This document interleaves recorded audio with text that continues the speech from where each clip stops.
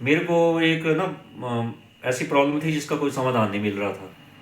और गैस बनती थी, मैं जब भी ड्यूटी से जाता था तो 3 बजे के बाद मैंने टीवी वगैरह देखना तो मेरे को गैस स्टार्ट हो जाती थी, बदबू। और अत्यधिक बदबू मेरे नियर बाई ना, मुझे ऐसा लगता था कोई बैठ नहीं सकता। और मैं उस समस्या से परेशान हो गया था। और मुझे लगता था कि इसका कोई समाधान नहीं है।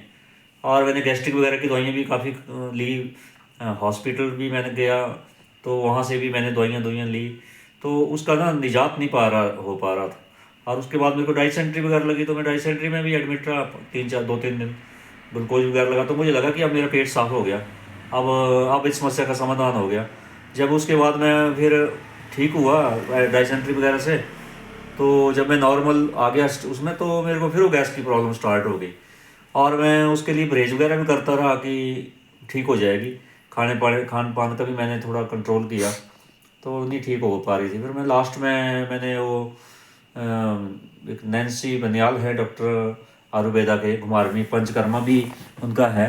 तो वाड़ा में भी उनका बहुत अच्छा एक हॉस्पिटल है अपना, उनका प्राइवेट क्लिनिक आयुर्वेदिक। तो फिर मेरे नॉन भी हैं, तो मैं पहले भी 1-2 बार मैंने उनसे दवाई ली है। तो फिर मैंने ऐसे ही फ़ोन पे बात की, उन्होंने बोला कि आना आपने, करेंगे आपका समाधान। तो मैं से जिस दिन मैंने बात की उसी दिन मैं उनके वहाँ पहुँच गया।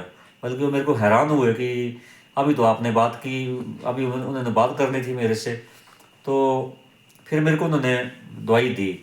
अ, और खाई मैंने। पहली डोज से मेरे को लगा कि मैं ना काफ़ी रिलीफ हो गया।